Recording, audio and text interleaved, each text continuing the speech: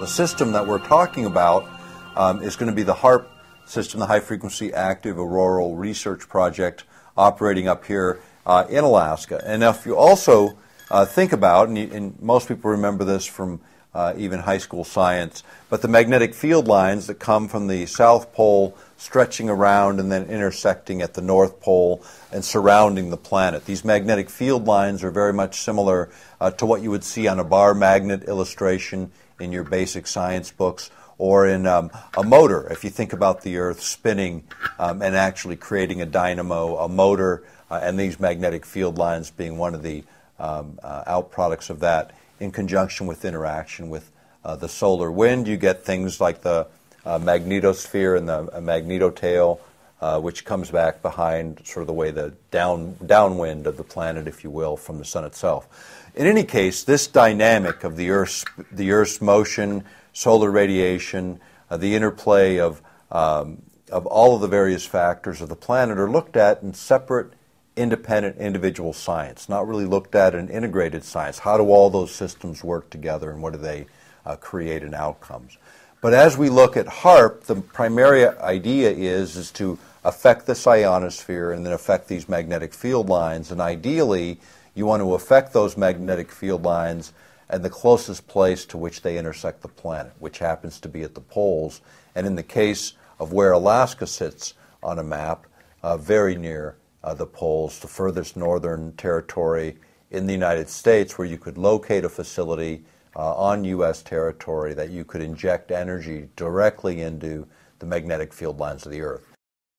We're going to be talking about an area above the Earth's surface, about 30 miles above the Earth's surface, moving out several hundred miles beyond that, the ionosphere. It's a highly charged area.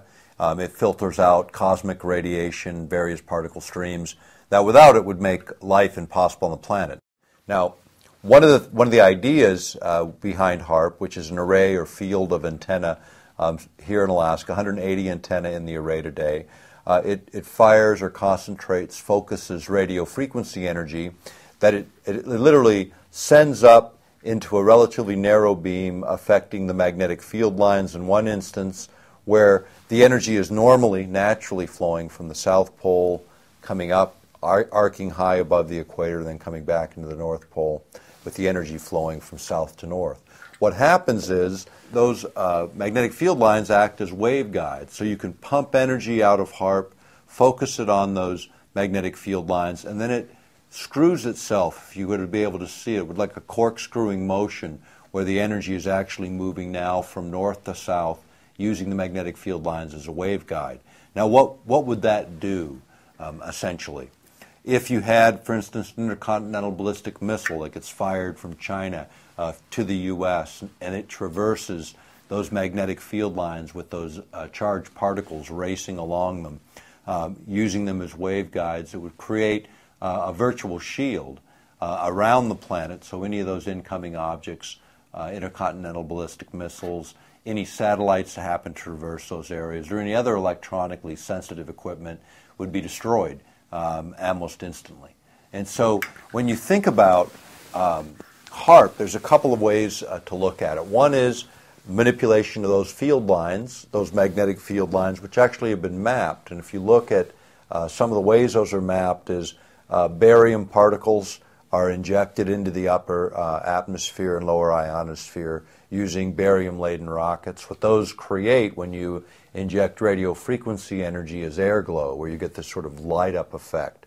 So you can actually see this corkscrewing motion around those magnetic field lines and serving as waveguides. In fact, they did that test a number of years ago in Alaska, and they do these from time to time, just more or less illustrate what they think theoretically should happen is actually happening in place and at the time of the experiments. Now, Haarp as an array of antenna can be focused and concentrated. You got to think about this in a much different way than normally how radio frequency energy behaves. If you think about a radio broadcast antenna, broadcasting radio frequency energy, that energy dissipates or spreads out very rapidly from the point of broadcast, the antenna, out into the atmosphere. And the further away you get, the less dense, the less concentrated is that radio frequency energy, which is why radio stations eventually fade out over distance. On the other hand, what Haarp does is by firing this array or field of antennas, you imagine firing them in such a way as to create kind of a corkscrewing motion. A cyclotron resonance is what it's called, where that energy is then focused to a smaller and smaller area, and as it hits the ionosphere, it becomes concentrated. And think about that in the same way as light coming off of a laser versus light coming off of a flashlight. When you think about Haarp, think about it as a mechanism on the ground that's designed to interact directly or to plug into those magnetic field lines and actually then use the environment itself as part of the machine on the ground. And think about it in this sense. Think about that machine on the ground, this field of antenna broadcasting radio frequency as a primer, the small amount of energy, because the big energy is contained in the natural environment. The idea is if we understand enough about how these mechanisms work, then we can trigger various cascading effects where it sort of builds on the energy that's naturally in place. And so when you think about Haarp, not just in the effect of magnetic field lines, but another opportunity to manipulate energetic systems within the Earth has to do with the ionosphere itself. And imagine that ionosphere is a bubble around the Earth, several hundred miles thick, again starting about 30 miles off the Earth's surface.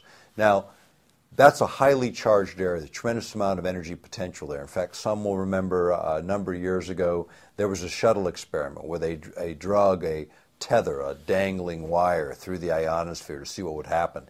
And energy was picked up as it moved, because when you move something, a conductor, through an electric field that's as charged as the ionosphere, it actually begins to move current, which it did. It shunted that current straight into the shuttle and almost blew it out of the sky. Now, the thing that came out of that didn't get widely talked about was the amount of energy produced could be useful, for instance, for keeping a low orbiting space platform in orbit around the planet, being able to charge it up by just tapping the energy by the fact that it's orbiting the planet and moving through the ionosphere would be one way to charge up these kinds of space-based platforms, whether they were for weapon systems or running low orbiting satellites. But basically moving energy into space in normal, like shuttle payloads, is prohibitively expensive, very difficult to pull off to any great degree. But if you could create an energy source sufficient to run these kinds of systems, then you eliminate all kinds of logistical problems, and you're able to keep these things aloft for great deals of time.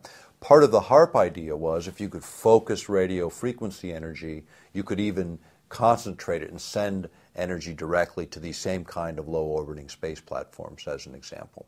One of the other thoughts with Haarp systems are the actual heating of the ionosphere.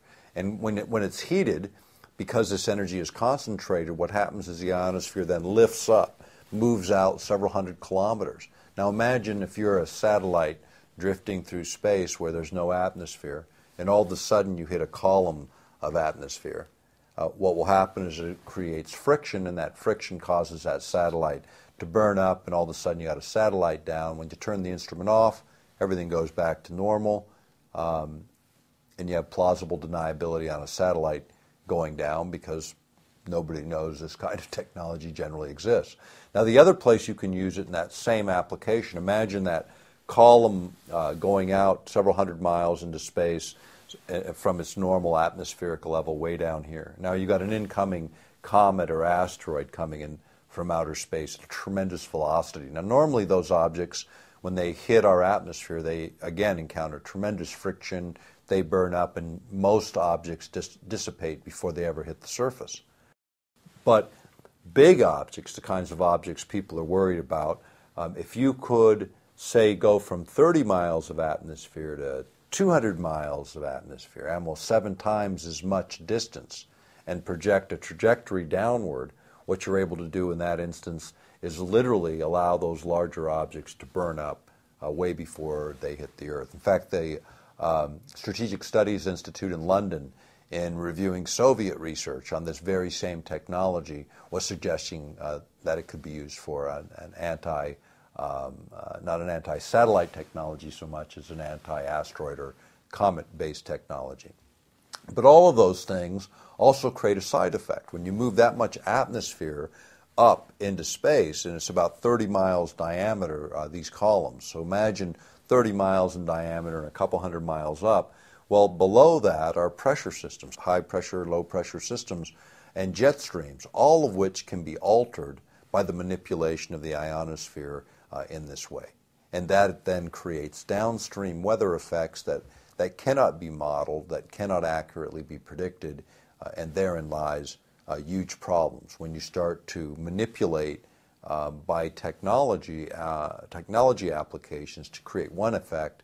You might inadvertently create a number of other effects, as is the case with Haarp. Looking at sort of where are these facilities? You know, here in Alaska, we have one at Gokana, which is about 250 miles northeast of Anchorage. Then going across Canada, there's a number of these facilities that are controlled by the Canadian government. Rosalie Bertel has reported on those. Then there is one that sits right up here in northern Norway, and this is run by the Max Planck Institute. And then there are 5 old transmitters in the former Soviet Union. Literally, when you look, they go around the globe. These can be used in conjunction with each other, triangulating to hit the same point, creating unique and different resonance effects and creating even more power. Flipping the planet upside down, in Antarctica, China put in a facility a couple years ago to begin working in this technology. And then Arecibo, Puerto Rico, in the southeastern, off the coast in the southeastern United States, also has a facility that's been retrofitted to essentially do the same thing as Haarp.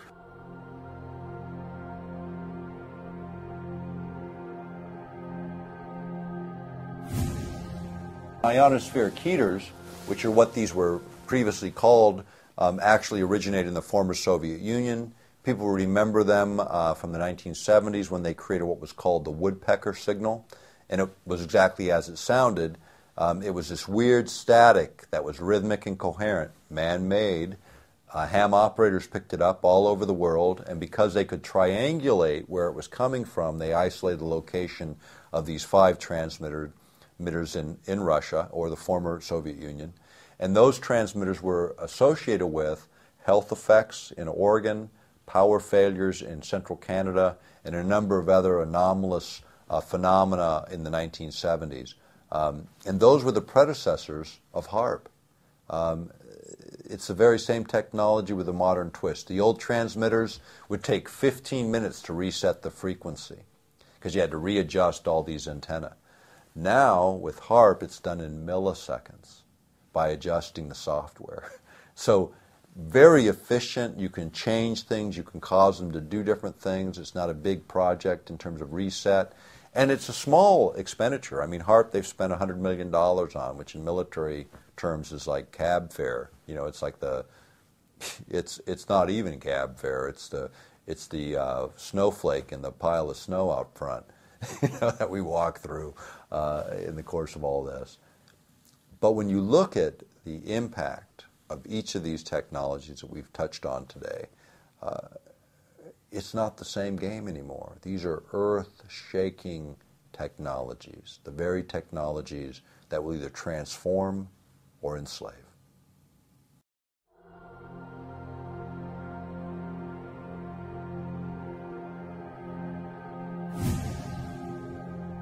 Most science, at least in the U.S., is developed, most of the high science anyway, is developed through military research labs, military contracts, and some contracts to the National Science Foundation. But all of the military work and much of the work done by the National Science Foundation and others represent compartmentalization, separation of the sciences in small bits and pieces. So basically one side doesn't know what the other is doing.